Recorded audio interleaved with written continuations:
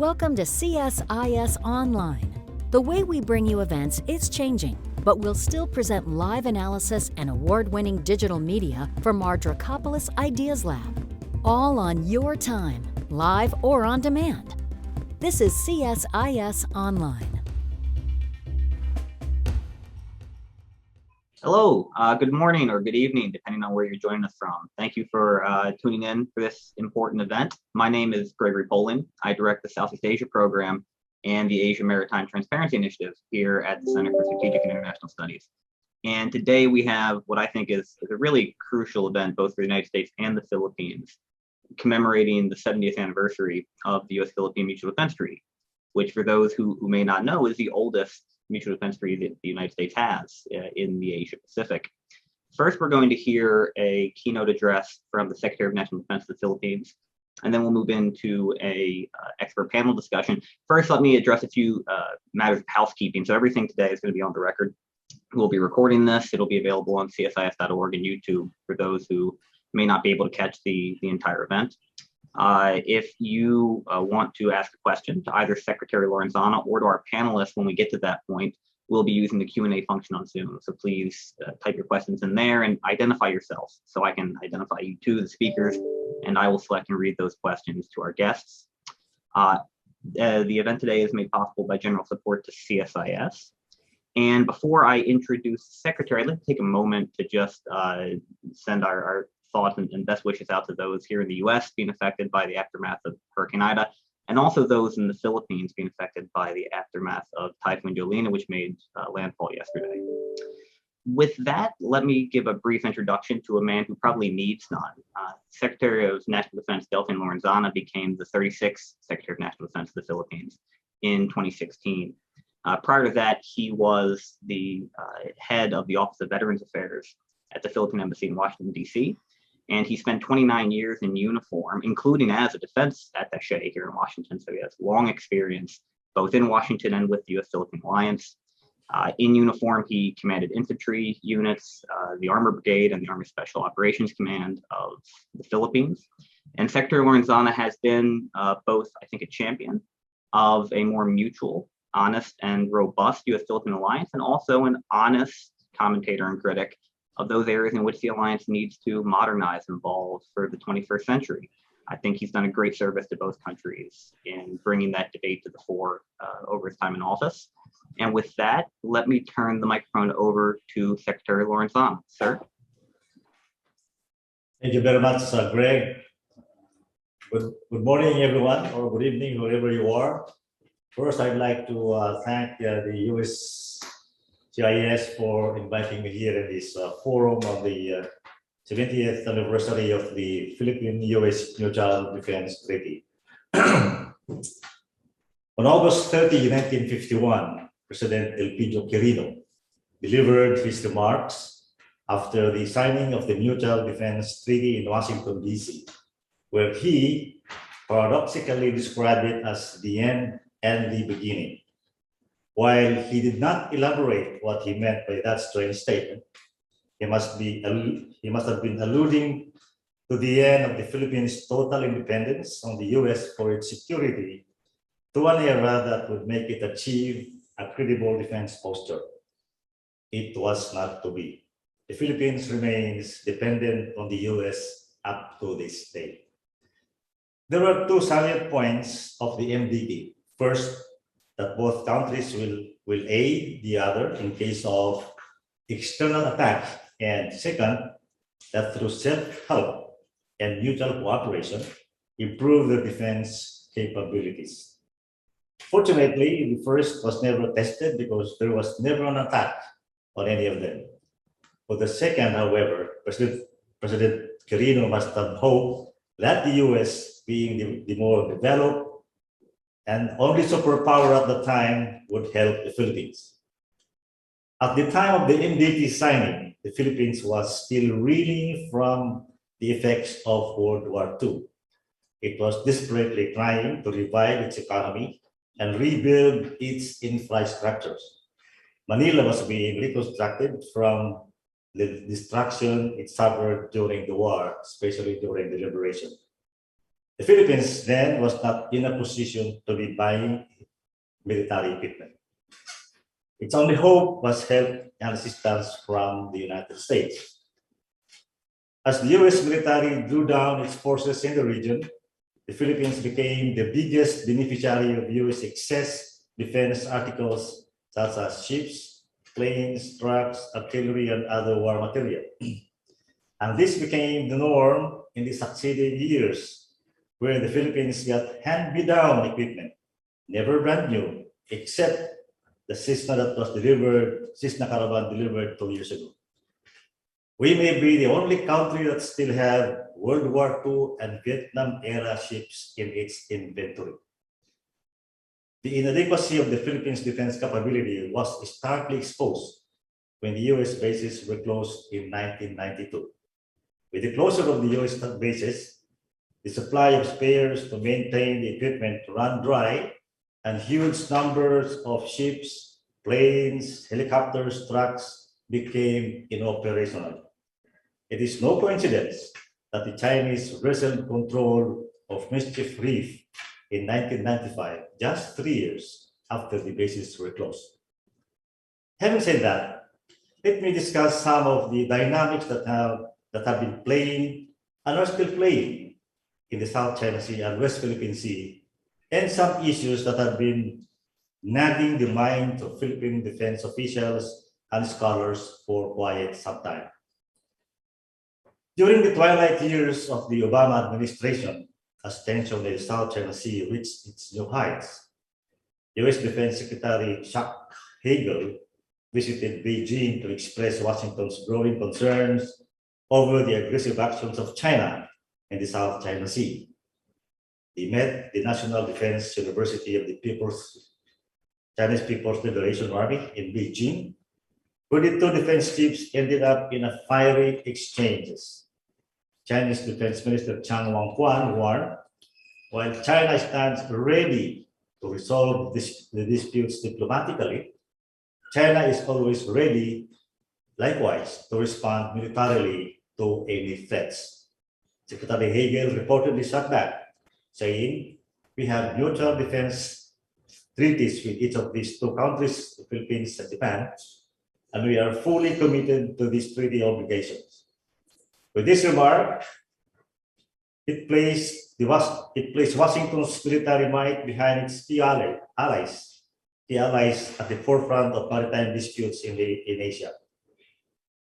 The problem, however, is that the U.S. has unequal treaties with its two Asian allies, something that became increasingly clear following former President Barack Obama's visit to the region in 2014, where he firmly stood by Japan amid the Senkaku-Diaoyu disputes with China, but fell short of extending similar assurances to the Philippines. This is not only a question of geopolitics, namely the relative centrality of Japan to the US-led regional security architecture, as opposed to the Philippines' more peripheral role, but also legal.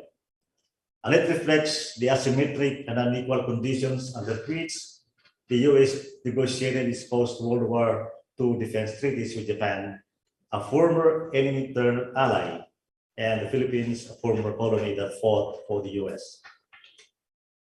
According to Article 1 of Japan-US Security Treaty, which was signed on September 8, 1951, 70 years ago today, in San Francisco, Japan grants and the United States of America accepts the right to dispose United States land, air, and sea forces in and about Japan. Such forces may be utilized to contribute to the maintenance of international peace and security in the Far East and to the security of Japan against armed attacks from without. The text of the treaty not to mention the on-the-ground realities, such as Tokyo's long-established administrative control over the disputed Senkaku-Diaoyu Islands as part of metropolitan territories, suggests a high degree of automaticity in U.S. intervention in an event of conflict with a third party.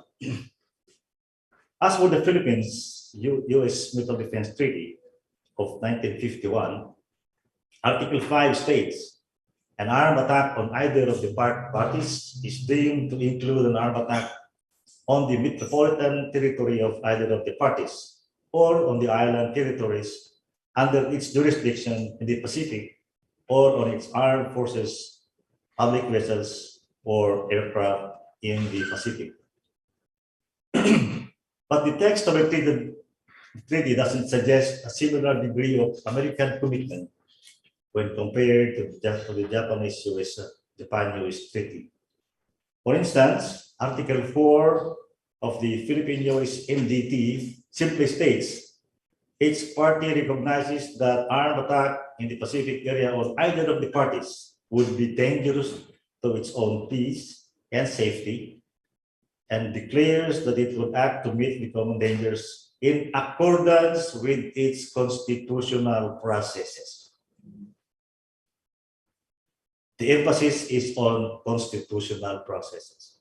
It suggests a high degree of uncertainty, namely the need for a congressional approval and other possible objections or interventions by non-executive branches of the government. Any such attack, armed attack, and all measures taken as a result thereof shall be immediately reported to the Security Council of the United Nations. Such measures shall be terminated when the Security Council has taken measures to restore and maintain international peace and security. Article 4 of the MDT continues. Once again, belying a noticeable degree of indeterminacy in U.S. commitment to the Philippines in an event of conflict with a third party. No wonder then that from the Nixon all the way to the Obama administration, we have seen a succession of American governments studiously equivocating on its alliance commitments in the name of neutrality. As former Secretary of State Henry Kissinger puts it, the U.S. should refrain from any explicit commitment for Philippine claims in the South China Sea, since the U.S. does not see any legal basis for supporting the Philippines' claim or its practice over that of other claimants. 2 decades later, the Clinton administration effectively abandoned the Philippines following China's occupation of the Philippines' claimed mischief reef, just as it deployed multiple aircraft carriers to protect Taiwan, a non-treaty ally, against Chinese provocations.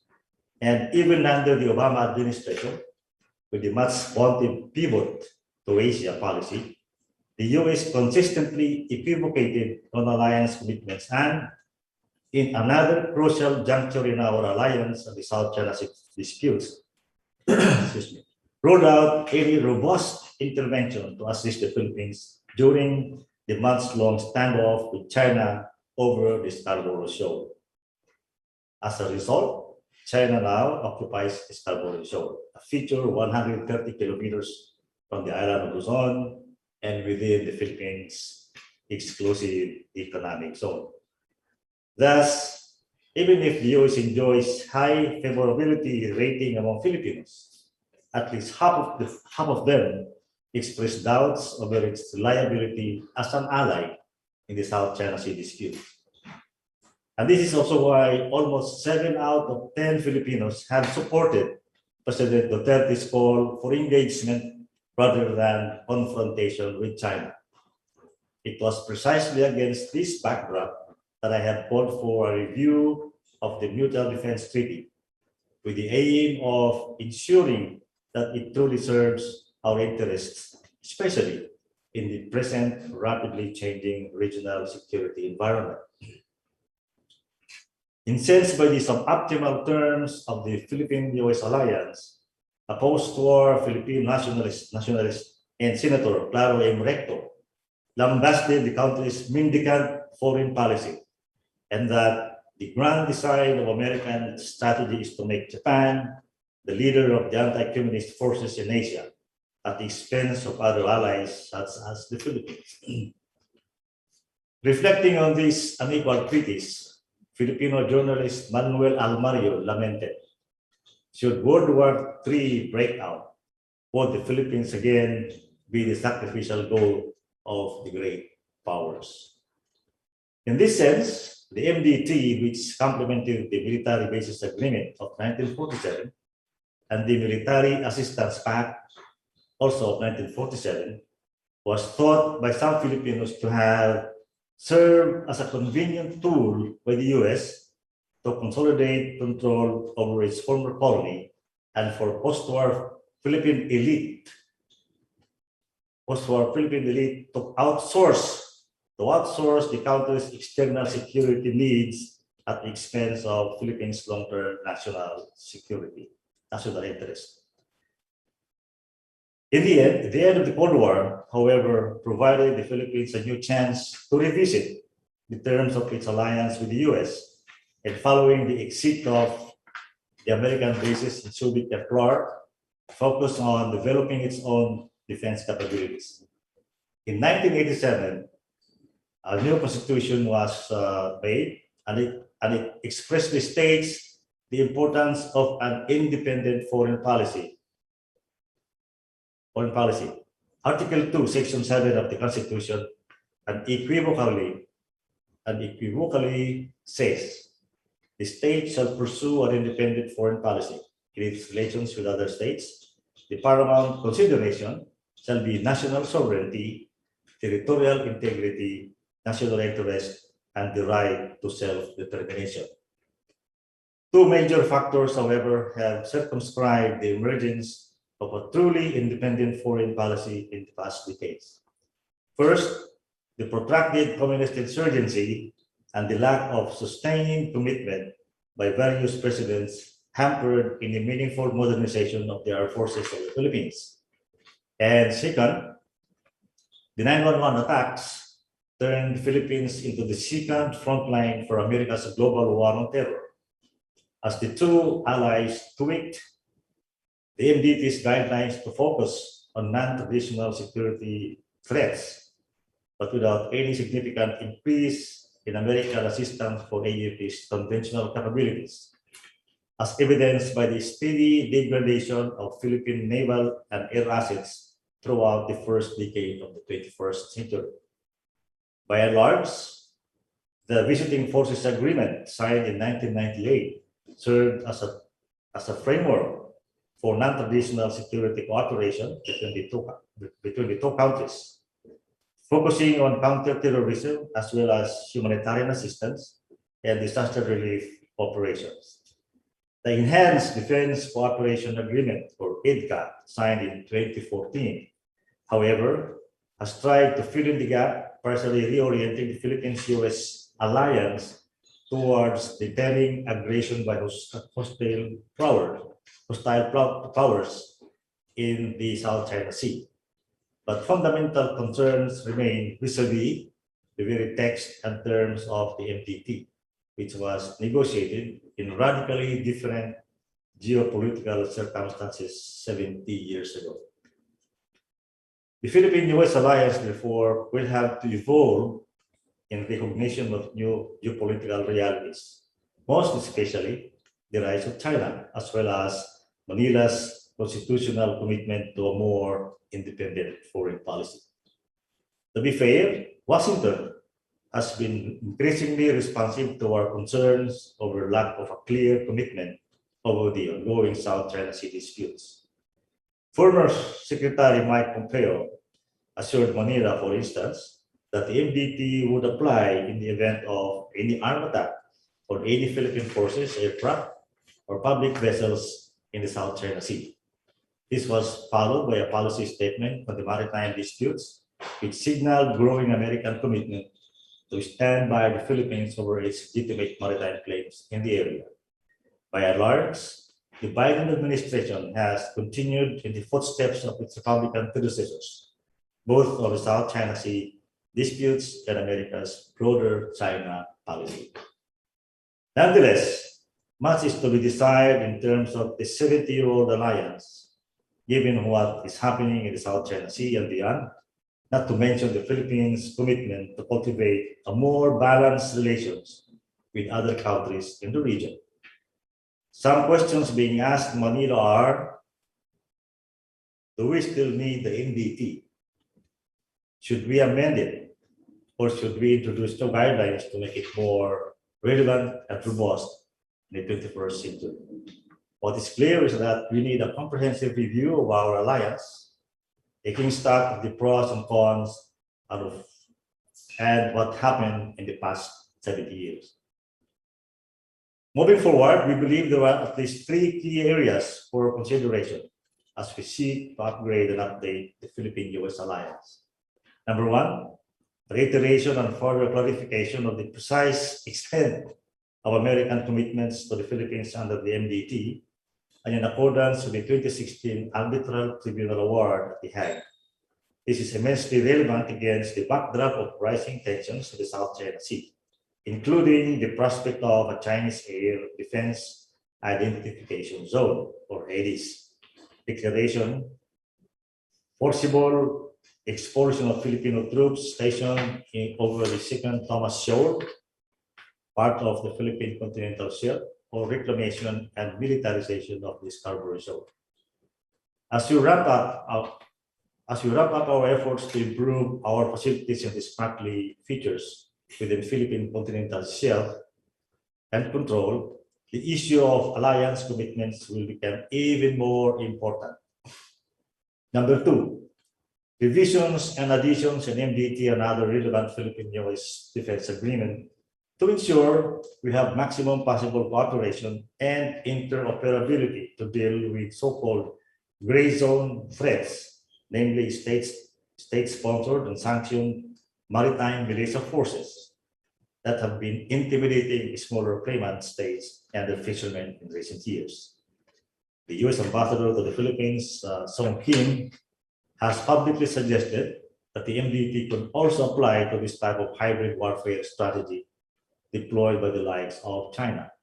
But we need more specific operational discussions and eventually joint activities within the bounds of our existing defense commitments.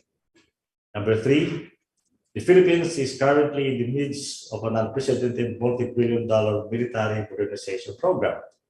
We need and desire a modern, professional, and capable armed forces that could address current and future security concerns within our vast maritime domain.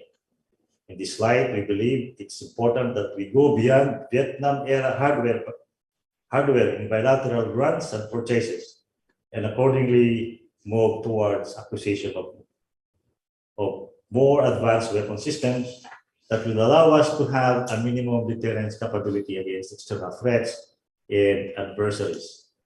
Non-treaty ally countries have been receiving billion-dollar military aid and advanced weapon systems from the U.S. Perhaps a long-time ally like the Philippines, facing major adversaries in Asia, deserves as much, if not more, assistance and commitment. In summary, the MDT has been beneficial to the Philippines, but not enough to make it stand on its own feet. We cannot be forever relying on others for our security. Helping the Philippines modernize its military would make it a more reliable and dependable ally to the United States in the pursuit of a free and peaceful Indo-Pacific. Thank you.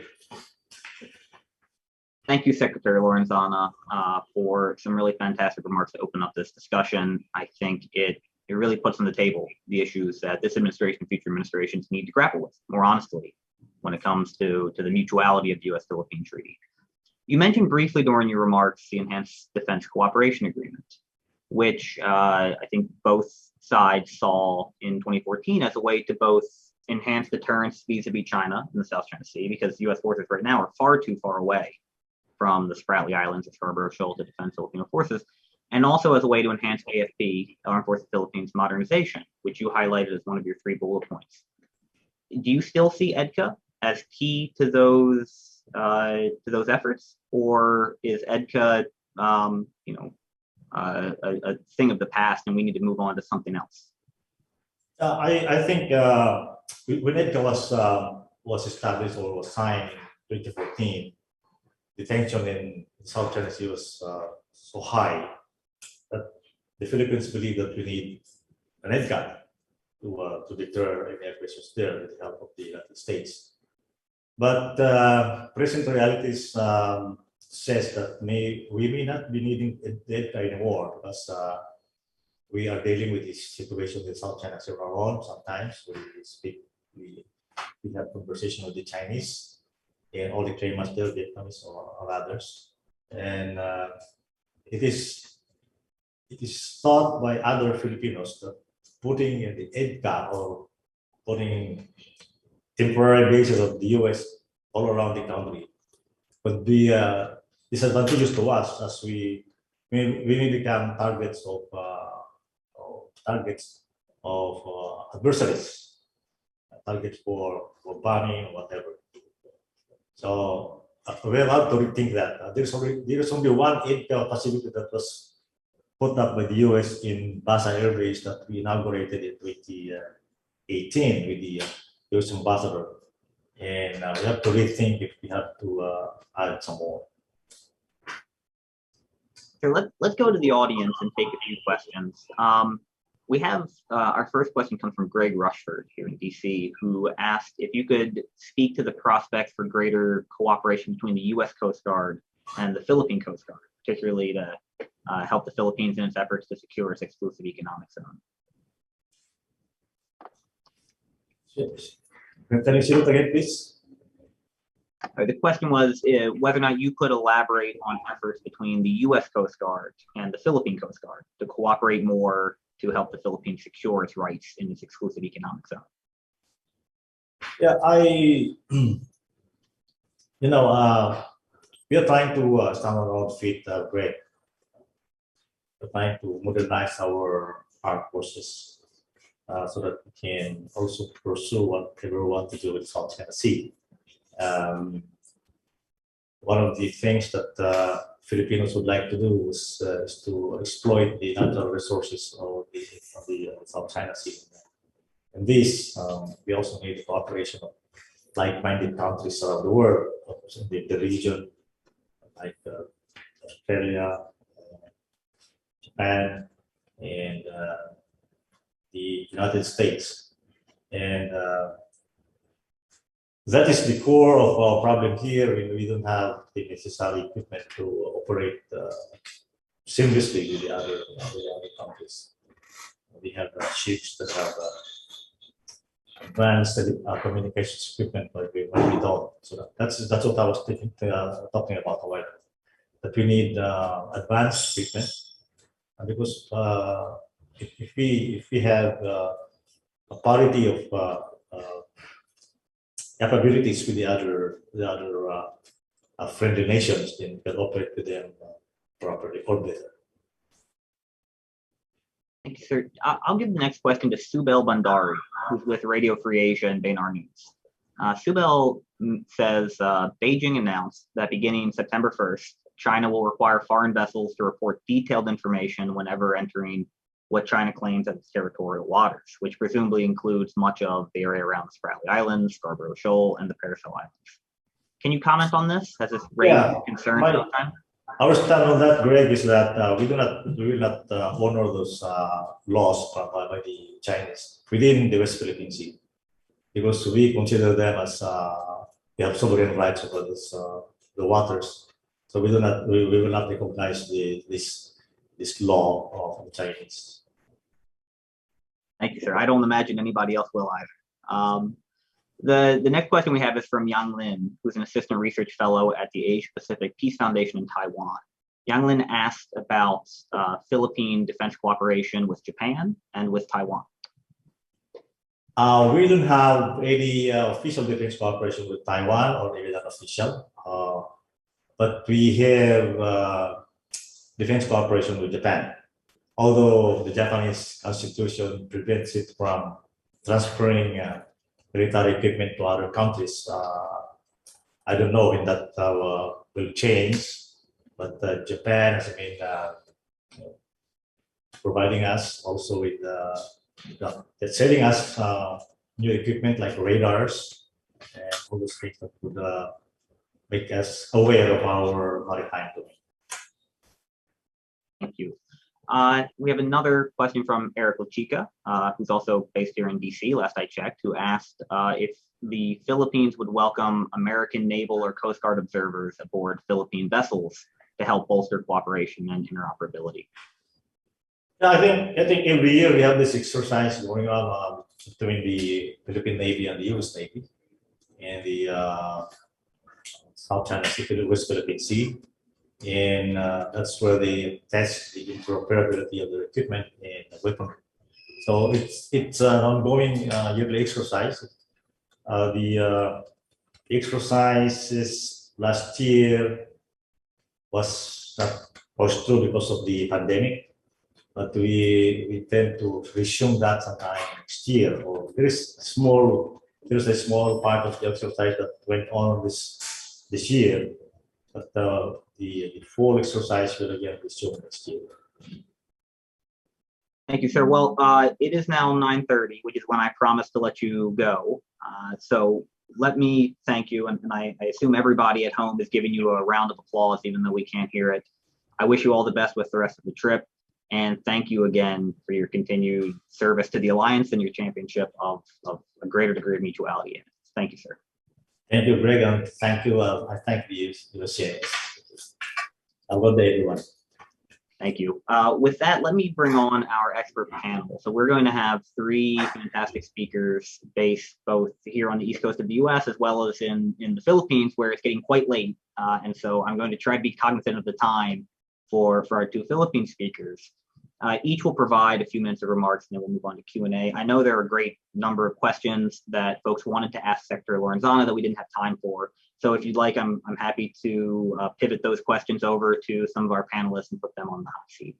But first, let me go ahead and introduce Dr. Christopher Capozzola. Chris is a professor of history at the Massachusetts Institute of Technology. He teaches political and legal history, war and the military, and the history of international migration. And he's here today because he's the author of Bound by War, How the United States and the Philippines Built America's First Pacific Century, which was published last year in 2020. And I highly recommend it to anybody who wants to know how the Alliance got started and how it got to where it is today. Chris, the floor is yours. All right. Thank you, Greg, and the rest of the team at the CSIS for convening this event. I'm really pleased to be here to be part of this, and also very thankful for the comments, the clear and frank comments from Secretary Lorenzana before, and thanks to my fellow panelists who will come after me. I would like to just start us off this morning with a brief history of the Mutual Defense Treaty. I'm a history professor, so I'm going to give you some background historical context on the treaty's origins, on the premise that for both the United States and the Philippines, really knowing the shared origins of the treaty is a crucial precondition for moving together toward our shared future as two countries. As we know, the treaty signed in Washington on August 30th, 1951, formalized into an alliance, a military partnership that had in some forms existed for decades and had been tested during the Second World War. Long before the Republic of the Philippines raised its flag in July 1946, the soldiers and sailors of the two nations were already serving shoulder to shoulder. That said, the Philippines gained independence in the wake of World War II and in the midst of the Cold War, with an undeclared conflict in Korea and an unresolved peace with Japan. That was, in fact, the primary diplomatic issue in the Pacific in the summer of 1951. The MDT, in fact, was a sideline component of the treaty with Japan signed in San Francisco at the same time, more or less. Now, of course, what we have forgotten is that there didn't have to be a treaty with the Philippines at all. And in fact, key US diplomats and military officers argued against one in 1951. In their view, the promise to defend the Philippines had already been made. On April 18th, 1951, US Secretary of State Dean Acheson announced that the United States, quote, would not tolerate any aggression against the Philippines from any quarter. And the same day, President Harry Truman said that in the event of, quote, an armed attack on the Philippines, quote, the whole world knows the US would act accordingly. By contrast, General Omar Bradley, chairman of the Joint Chiefs of Staff, urged Secretary of Defense George Marshall to avoid any treaty negotiations or commitments, lest existing accords, especially the 1947 U.S. Military Bases Agreement, would come under further scrutiny. But 10 years after Pearl Harbor, Philippine politicians wanted a formal pledge from the United States to arm and defend their former colonial territory, and they pushed for one, using diplomatic maneuvers and applying pressure through journalistic channels. Now, no one fought harder than Secretary of Foreign Affairs Carlos Romulo, the 20th century's most vigorous advocate of close U.S.-Philippine military ties. Now, Romulo believed that the Philippines, as a fragile Asian republic searching for sovereignty in a world of great power politics, had no choice but to seek shelter under the U.S. umbrella, and all his actions sort of come from this fundamental belief. Now, on the one hand, there could have been no treaty. On the other hand, there could have been a very different kind of treaty. President Opicho Quirino, in fact, called for a Pacific Pact, a regional multilateral security agreement that will generally mirror the NATO accords formed in Europe. US officials were hesitant, and the leaders of Australia and New Zealand were opposed both to partnering with Japan and to defending the Philippines.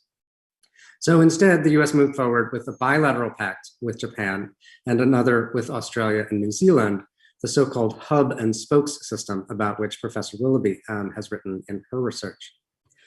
That said, the Philippines spoke was missing from this system. Omar Bradley and George Marshall were about to get their wish, but Romulo stood in their way. A 3-week flurry of negotiations in August of 1951, conducted between Romulo and Dean Rusk, the Assistant Secretary of State for Far East Affairs, followed very quickly. And over, behind closed doors, Romulo conceded, substituting the Americans' text for his proposed version, that the Americans got almost everything they wanted in the final text of the MDT. But Romulo did not want the opportunity to slip away. Although at the last minute, he did win for the treaty the title that he wanted, mutual defense. In a world of superpowers and struggling post-colonial nations, this treaty would be a two-way street. Now, what in the end did the Mutual Defense Treaty promise? As the Secretary explained, and as most commentators focus narrowly on Article 4, in which each nation recognizes that an armed attack in the Pacific area on either of the parties would be dangerous to its own peace and safety, and would act to meet the common dangers in accordance with its constitutional processes. In his remarks in Washington, Truman looked backwards, recalling the Second World War and observing that the MDT, quote, gives formal expression to something that already exists. His counterpart, President Quirino, not yet ready to give up on the Pacific Pact, looked forward, observing that it was, quote, the first milestone on the road towards the enduring security of the Pacific area. There were hesitations on both sides of the Pacific. Many Filipinos wanted to hold out for payment of up to $8 billion in cash reparations from Japan, America's new Cold War ally in the Pacific. Senator Clara Recto, a fierce nationalist, demanded a firm commitment of an automatic military response, rather than a mere promise from the United States to pursue its, quote, constitutional processes. Although it is worth noting that that same phrase appears in security treaties with Japan, Australia, New Zealand, Korea, and NATO. By contrast, in Washington, objections emerged from the isolationist and, quote, Asia First wings of the Republican Party. There were criticisms from the other side of the political spectrum as well. Amado Hernandez, a leftist journalist in Manila, called the MDT, quote, a frame-up against peace, and warned that US military aid would be used to suppress Filipino progressives at home, rather than fight Japanese invaders at the beaches. But in the end, on March 20th, 1952, the US Senate gave its advice and consent through a simple voice vote, and the Philippine Senate endorsed it unanimously that August. Even Senator Recto, for his part, voted for it with, as he said, my eyes open. Now, in the 7 decades since, as we will soon hear, the MDT has been the basis for the shared security relationship. But a century after American ships sailed into Manila Bay, U.S. armed forces continue as a permanent feature of Philippine life. This is a history of continuity, not one of change. But history also teaches that sometimes things have to change in order to stay the same. The MDT was born out of a brief moment, a 3-week flurry of urgent and lopsided negotiation in the darkest days of the Cold War. Today, both countries should be open to discussion and clarification of the treaty through the full range of foreign relations, civil society, diplomacy, and both countries' quote, constitutional processes, no matter how fragile those processes may seem on both sides of the Pacific right now. We need to ensure that the MDT specifics match the world of 2021 and not that of 1951. The bonds between the two nations remain extraordinarily strong. So strong, I would argue, that they have little to fear from this open dialogue and a world to gain. As Secretary Acheson put it 70 years ago, quote, "There is no need for us merely to reassure each other that we would regard an attack upon the other as an attack upon ourselves. That's not the central focus of the MDT. Rather, the treaty serves to tell the rest of the world," he said, "that the two nations stand together in the Pacific." I would argue from my position that we do not need to necessarily to make the commitments firmer or more automatic. We do not need to cock the trigger of the weapon that is at the heart of the MDT.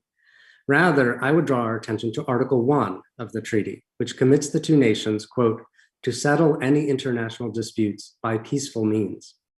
That shared commitment to the peaceful settlement of disputes is what Filipinos and Americans wanted to salvage from the wreckage of war when they met in 1951. It is also the task that remains before the two nations today. Thank you. Thank you very much, Chris, for starting off our discussion. We've now gotten through the 1950s, and I think we can skip over the intervening decades to the present day.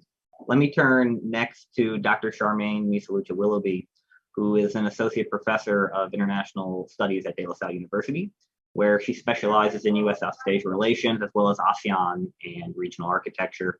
Charmaine was a visiting research fellow under Japan Foundation grant at the Osaka School of International Public Policy at Osaka University. She was also one of the inaugural recipients of U.S. ASEAN Fulbright Program grant, where she did her fellowship at my alma mater, the School of International Service at American University here in Washington. Let me turn the floor over to Charmaine.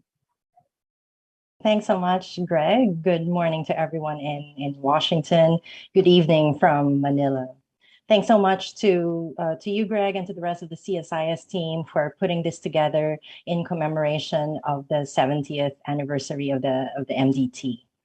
Now more than ever, we truly need a platform like this to exchange insights about where we've been and how we can improve relations for the next 70 years. Alliances are often characterized as oscillating, from strong and vigorous to being on the brink of collapse. True to form, the U.S.-Philippine alliance has swung from one end to the other in the last couple of years. Calls to review the Mutual Defense Treaty came in 2018 and became louder still in 2019, a year later. And then by early February 2020, shortly before the pandemic hit, the revocation of a Philippine senator's U.S. visa prompted President Duterte to terminate the visiting forces agreement with the United States. However, as the COVID-19 pandemic put a virtual stop to our daily lives, the abrogation of the alliance was suspended. That is, until U.S. Secretary of Defense Austin's recent visit to Manila, which led to the full restoration of the alliance today. This oscillation seems to be the narrative of the U.S.-Philippine alliance. There have been similar incidences in the past, but we can certainly draw the conclusion that alliances in general, and the U.S.-Philippine arrangement in particular, move from can't live without you to can't wait to get rid of you. The question is why? While this seems to be the predictable characteristic of the U.S.-Philippine alliance, it cannot be healthy to swing from one end to another in the span of a couple of years. So I argue that the oscillation is really more a reflection of the disconnect between the official levels of government on one hand and the strategic community within the Philippines on the other. This can explain why the political salience of the alliance remains, despite oftentimes strong anti-US stance of some Philippine administrations. In a study that I and my colleagues conducted in 2020 on the national security priorities and agenda of the Philippines, we found interesting insights about the perceptions of the Filipino strategic community. We collected data from 663 respondents from the academe, government agencies outside the security sector, civilian personnel in the security sector, military and uniformed personnel in the private sector, using an online non-random survey. Of the 663 respondents, 91.1% preferred Japan as the Philippines' partner. 85.2% said that they preferred the United States, and 80.2% preferred Australia. So those are the top three preferred partners of the members of the Filipino strategic community.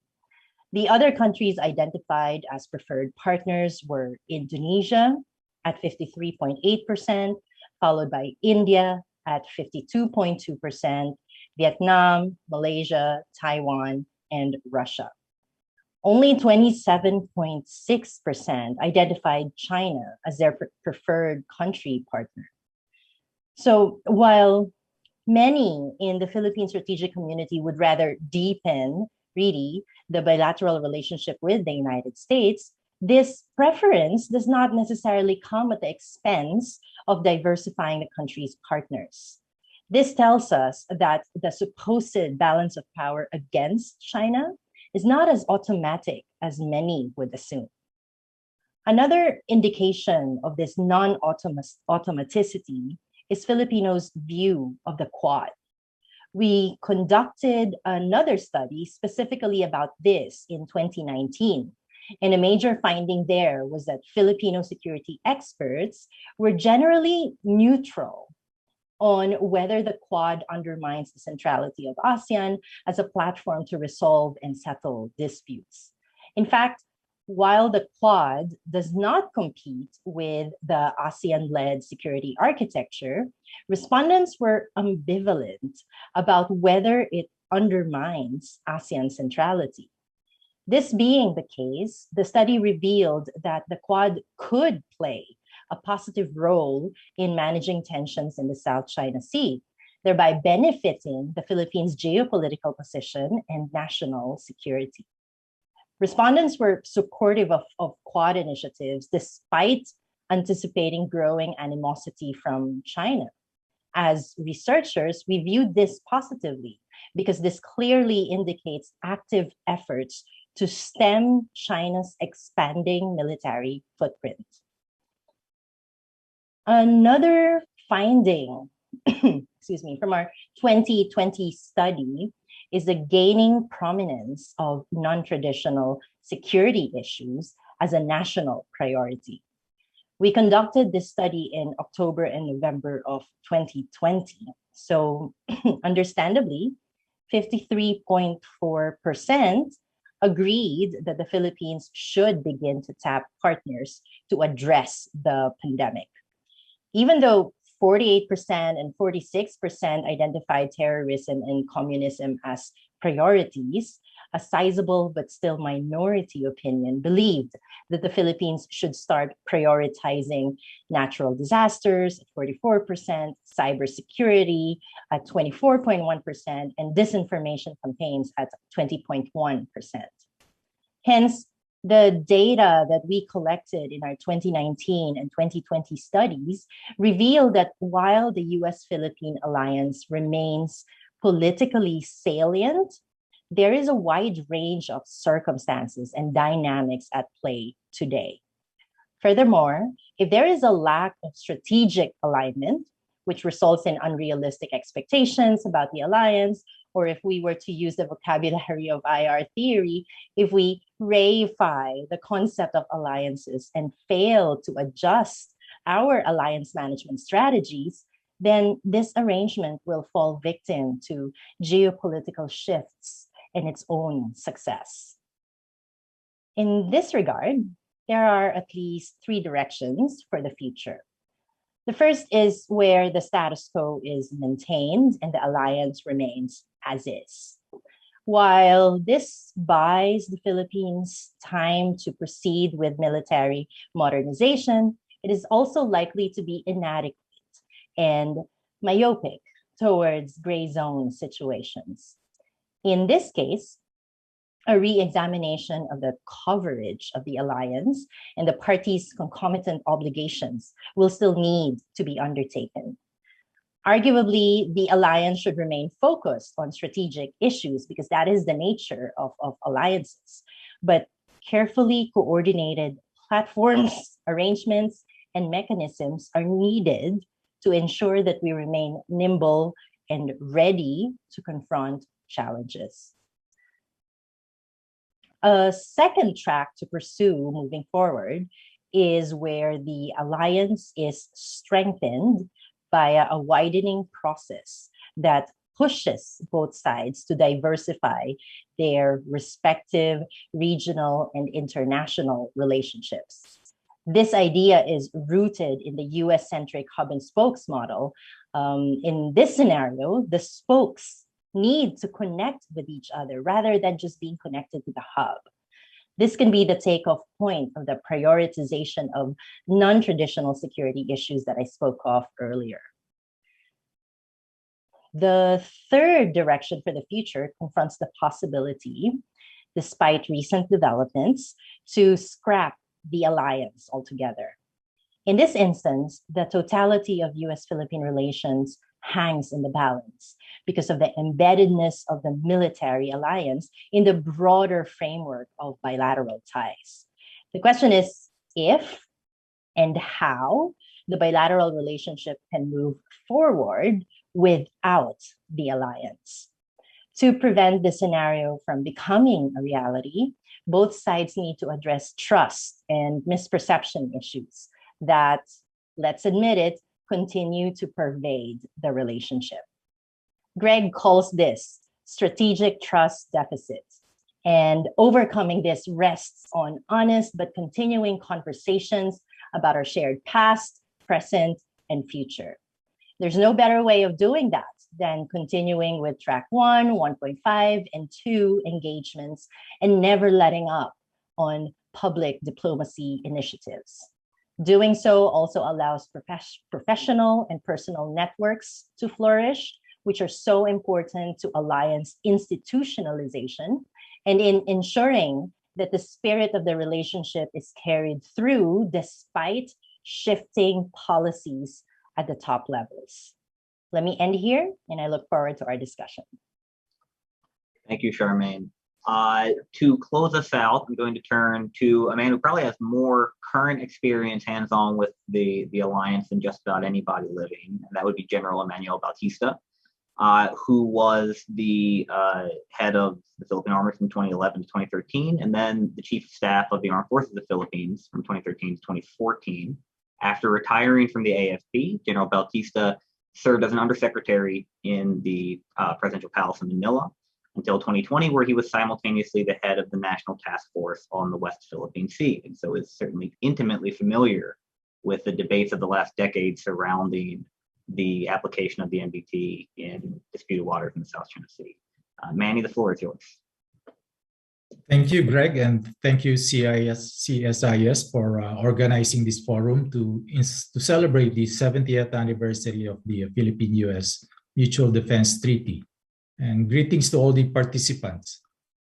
Taking off from the remarks of the previous speakers, let me contribute further to the discourse on Philippine-US alliance by sharing some thoughts on its strategic and operational values, and also what lies ahead.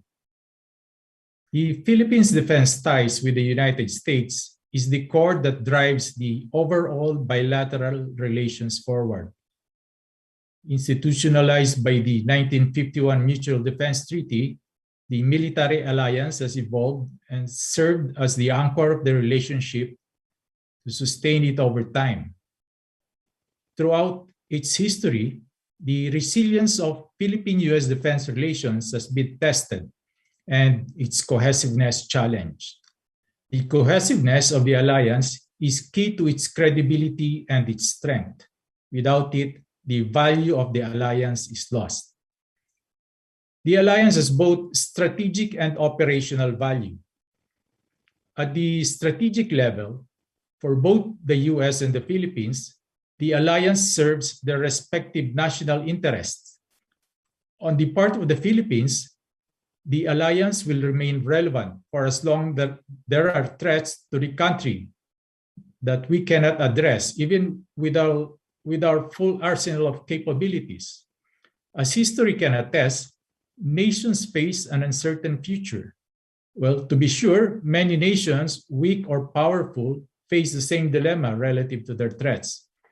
And given our situation, given the threats we face now in the West Philippine Sea, there is wisdom in providing for insurance to hedge against these adversities.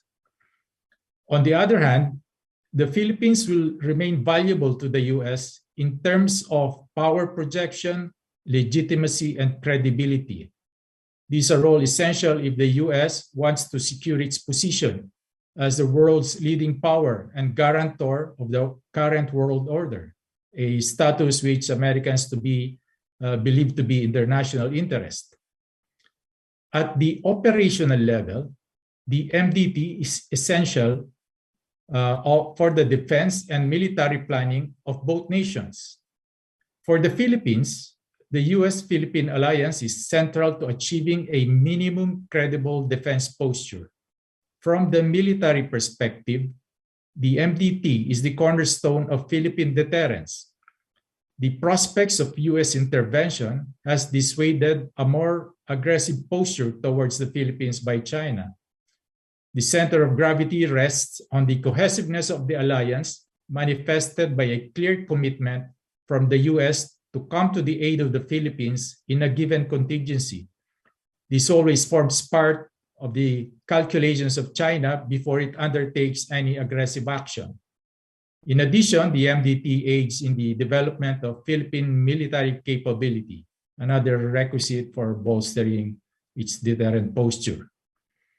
For the United States, the geostrategic location of the Philippines is a valuable asset.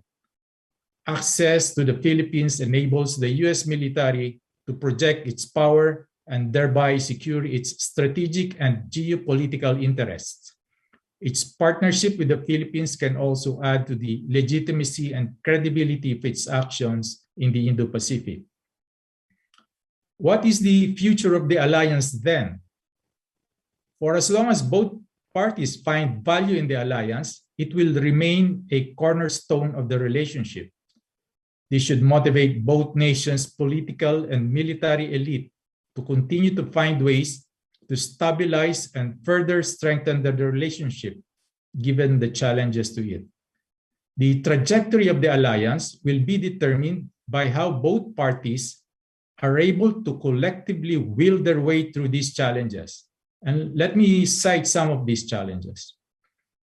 First, because cohesiveness is key to its credibility, there is now a seemingly deliberate external effort to weaken, if not totally degrade, Philippine-US alliance. As China pursues its hegemonic ambition, it employs gray zone activities meant to weaken its adversaries. China's information operations have targeted the Philippines' political relations with the US. It exacerbates existing fissures and inflames political discord to draw a wedge in Philippine-US alliance. This is currently one of the most serious threats to the cohesiveness of the alliance and consequently its credibility. Second is internally driven. The ability of both countries to manage the alliance and navigate it through the respective national processes and discourse, which can define its trajectory. These are largely informed by domestic politics as well as their respective national interests. Surely there have been vacillations in the cohesiveness of the alliance due to these factors, but it has always settled down to its default status. Nevertheless, this remains a continuing challenge that needs to be managed accordingly. Finally, the relevance of the alliance will be defined by its ability to adjust to the changing environment and face the evolving challenges.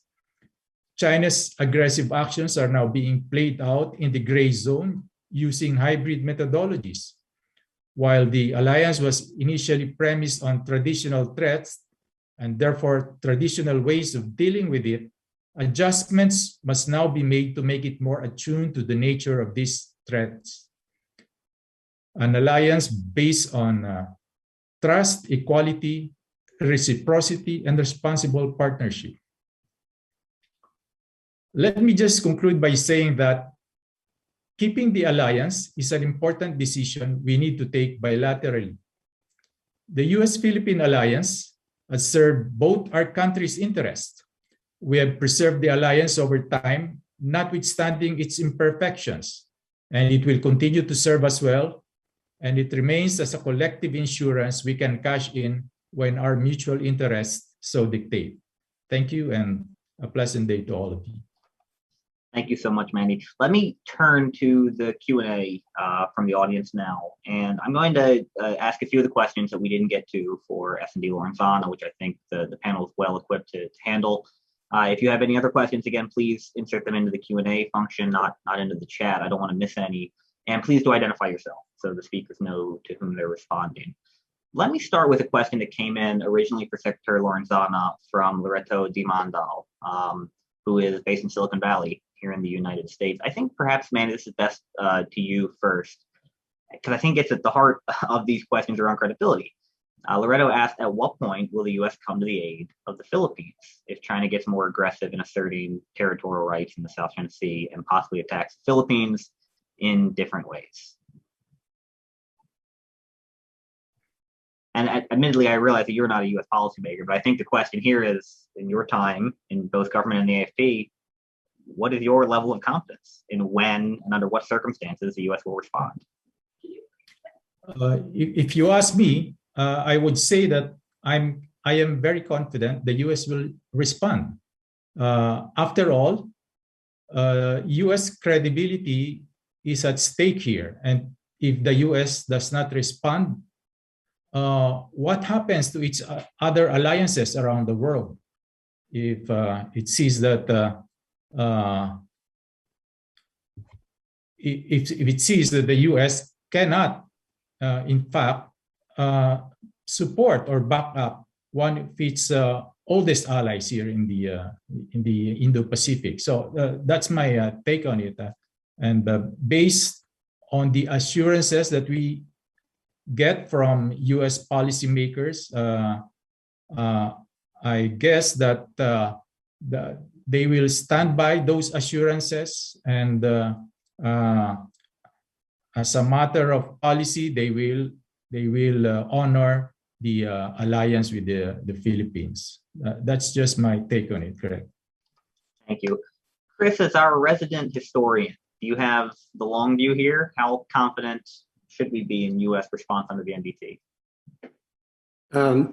I think, historians are very bad at predicting the future, but I think I would second General Bautista's overall point.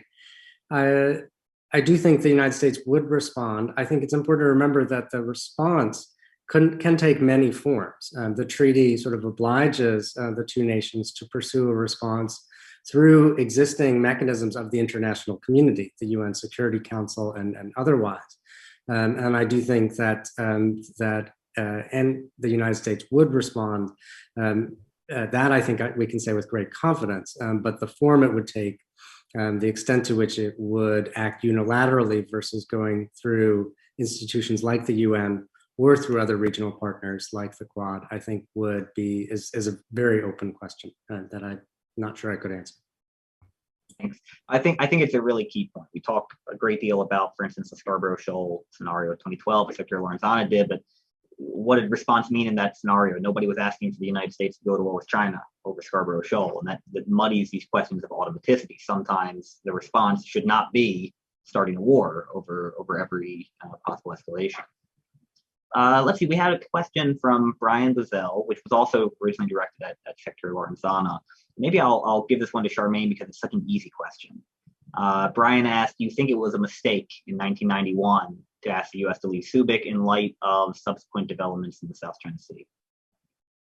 Okay, thanks for throwing me this question, Greg. I don't think it's that easy to answer. I was a teenager in 1991 when all of this took place, but what I do remember, and also from research and discussions that I've been involved in, it was never considered as a mistake on the part of the Philippines, because this was an assertion of our independence, of our national sentiments, and it was also right after or shortly after the fall of the dictatorship of the Marcos administration. So we were really keen on expressing our own ideas on how we can move forward with a democratic society. So yes, obviously there have been some fallouts in the next couple of years with the assertive moves of China. But if we were to look at that event in 1991, 1992, I don't believe that it was a mistake on the part of the Philippines, also from the part of the United States. It was right after the Cold War, so they did not want, extra responsibilities around the region. So I think at that time, not considering the future, just at that time, it was the right decision for everybody. Thanks, Charmaine. Manny, do you have any thoughts on this?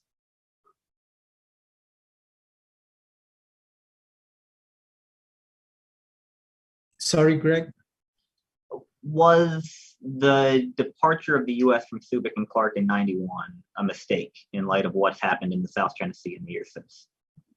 The departure of the U.S. bases was definitely the lowest point of our alliance. The effect of that is the messaging that it delivers, that the cohesiveness of the alliance has been weakened, and China always watches that.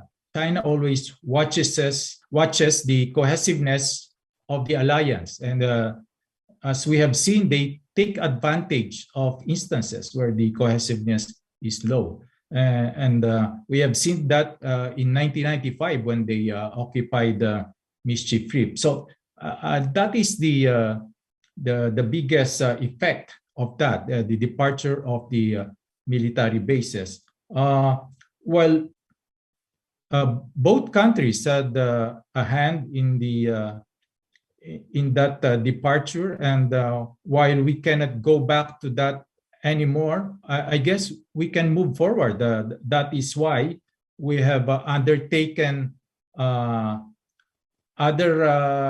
we have signed other agreements like the VFA and the EDCA to deliver the message that the alliance is back and the cohesiveness is again high, and therefore the alliance is more credible and has a more profound effect on its deterrence against external threats. So I guess that's my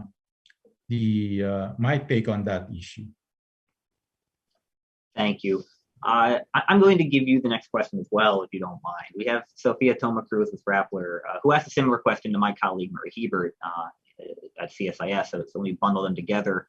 Is it possible to pursue an MDT review under the remainder of the Duterte administration? Has that become easier given the suspension of the VFA threat? And have you seen any willingness from the U.S. side to do that, perhaps during your time in office, which just ended last year? I don't think at this point there will be material time to really undertake a review of the MDT. Besides, much focus is already on the upcoming 2022 elections, and everything that is done is somehow related. Any decision will be related to the 2022 election. So perhaps in the next administration that can happen. And I guess there is no window anymore in this current administration. Thank you. Chris, I'm going to ask you to tackle this next question from Eugene Texon with the Philippine National Security Council, who asked whether or not the issues raised by Secretary Lorenzana on automaticity, Chinese gray zone tactics, and related issues, can those be resolved through an exchange of notes? Do those require an opening of the text of the MDT? I suppose the question fundamentally is, how plastic is this agreement? I think I'll respond in some ways by also connecting to the previous comments from General Bautista. I think it can be, obviously, diplomatic channels can take many forms. An exchange of notes could clarify certain definitional terms within the text of the treaty itself. How do the two nations understand metropolitan territories? How do they understand armed attack, et cetera? And I do think that diplomatic history can be valuable there, right? Sort of going into the archives to understand, sort of what those terms meant in 1951, but history doesn't bind the two nations. They can redefine those terms through an exchange of notes. I think it is also, but to get back to what General Bautista said before, there may be a window for negotiation or discussion here, but it doesn't depend solely on the political, sort of timing of elections and administrations in the Philippines. Because for me, I think these negotiations can't merely be bilateral, right? There are broader discussions that need to be had, that the United States needs to have with other regional partners about the terms of security and the nature of commitments and the forms that war and conflict will take in the 21st century. So I don't think, there's sort of no time like the present for beginning those conversations, knowing that in each of the countries involved, domestic political issues will change the seats at the table. Thanks, Chris. It's a good pivot to talk about broader regional issues then. So, Charmaine, we have Paul here with the Center for National Interest here in Washington asked, what is Manila's current assessment of U.S. credibility and reliability in Asia overall? And how is that affecting Philippine concerns and statements we've seen from the Duterte administration? Yeah, in the last couple of years, there have actually been a couple of surveys around the region about perceptions about the US, about China. And interestingly, all of those studies converge on the idea or in the finding that a lot of the states in the region, a lot of the members of the strategic communities in the region still prefer the United States as a partner. And in many ways, this demonstrates that despite shifting balances of power, despite potential economic benefits that these countries can gain from a rising China, a lot of the countries in the region still prefer the United States as a partner. This does not discount the need and the desire to deepen and widen relations with other countries, and this is a function of connecting the spokes that I spoke of in my remarks earlier. So yeah, I mean, in many ways there may be a disconnect at the official level, but in more ways than one, really the members of the respective bureaucracies, members of the strategic communities in the different countries in Southeast Asia believe and prefer the United States over China. Thank you, Charmaine. following up on another issue raised by Chris, which is the evolving nature of warfare and threats. Arturo Lomibao asked about cyber attacks, and Manny, maybe you have thoughts on this. When it comes to the potential for cyber attacks, and I suppose any other issue of gray zone warfare, do you see these as covered by the Mutual Defense Treaty, or is there a sufficient planning and discussion between the U.S. and the Philippines on how to deal with these challenges? That is one of the way forward, I guess, for the Mutual Defense Treaty to really make it more relevant to address current and future threats. Right now, as I said earlier, we now face gray zone, hybrid warfare, what China is doing in the West Philippine Sea and the entire South China Sea. And so we must adjust accordingly. We must adapt to this evolving environment to remain relevant as an alliance. We might not see a shooting war like we're not seeing a shooting war, but we can lose territory in the meantime. And so it is incumbent on planners on both sides to really sit down and take a look on what we can do to make the MDT more relevant to these evolving challenges. Thank you, Manny. Charmaine, let me turn back to you for a question from Peter Huang, who's a student with Johns Hopkins University here in the US. He asked whether or not the current affection, as he calls it, toward China from President Duterte is just a temporary phenomenon. Will it continue? How does it impact U.S. Philippine cooperation? And will there be this continued conciliatory attitude toward China in parallel with the re-engagement of U.S. Philippine security ties? Yeah, thanks for that question, Peter. I was actually going to volunteer to answer that question. Yeah, so in regard to the current affection of the administration towards China, my take on this is a function of the administration's independent foreign policy in terms of diversifying our relations. So instead of just focusing on deepening our bilateral relationship with the United States, the current administration would rather guarantee and ensure that we also have robust relations with other countries in the world and in the region. It just so happened that the choice for the administration is China. I think the more nuanced answer here is that countries like the Philippines should actually not be forced to make a choice between the United States and China, because that would not be prudent in international relations. What is considered to be more prudent would be to ensure that we have good relationships with great powers, with rising powers, with middle powers, and diplomacy is needed in terms of ensuring that those good relationships are achieved and maintained. Thank you, Sherman. I'm going to come back to you on that issue of choosing, because I think it's going to come up in some other questions. I have my own tweaks I'd like to give to those questions. But first, let me turn to Chris to come back to an issue that both you raised and Secretary Lorenzana raised.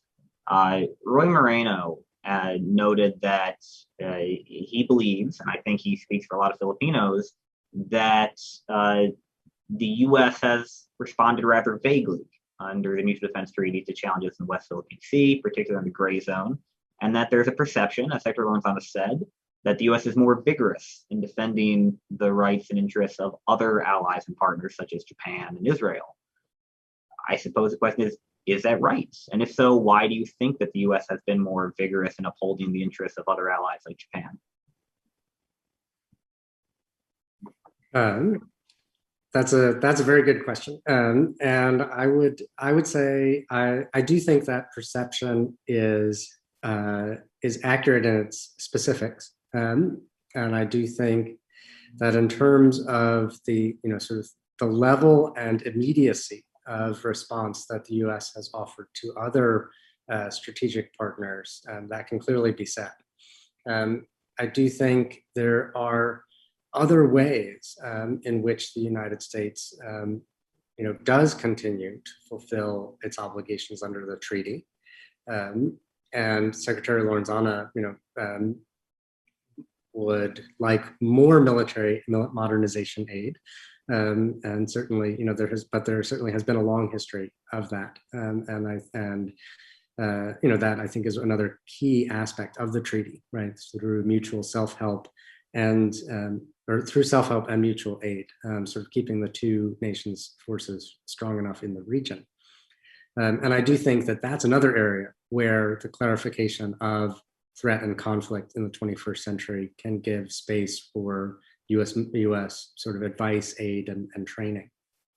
In the grand scheme of why the United States picks its battles is a question that's framed as grand strategy, right, rather than strategy. And I think that this was also the case in the 1950s, right, as the United States was choosing to prop up its brand new ally and former enemy of Japan, in ways that many Filipinos felt at the time was a betrayal, right, of the sacrifice and partnership that Filipinos had made during the Second World War.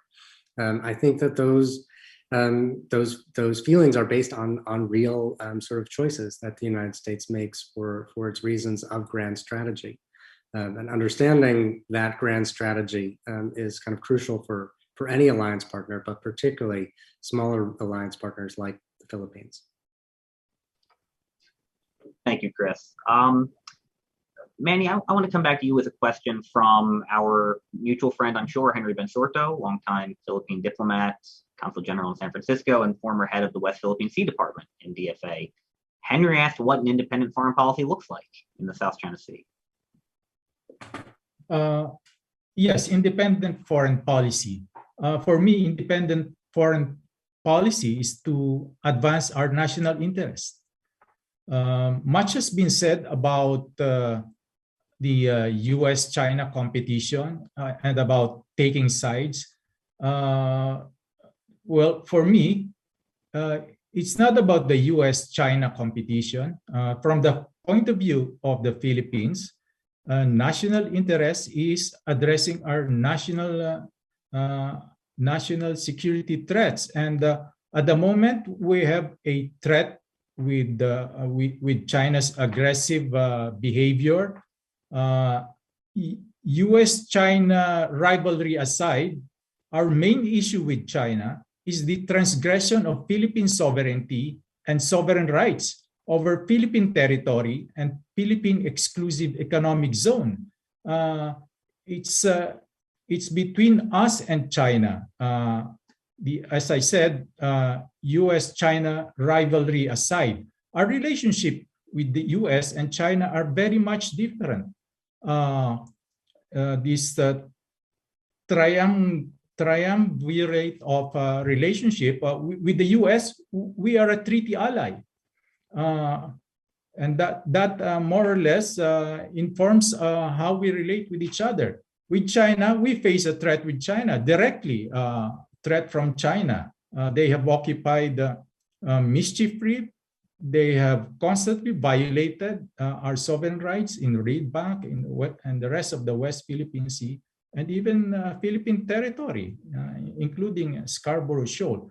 So when you talk of national interest, when you talk of an independent foreign policy, it is advancing Philippine national interests. That is, to my mind, what an independent foreign policy is. And if it helps to advance our national interest by signing an alliance with somebody, and so be it. That is in our national interest. Correct. Thank you.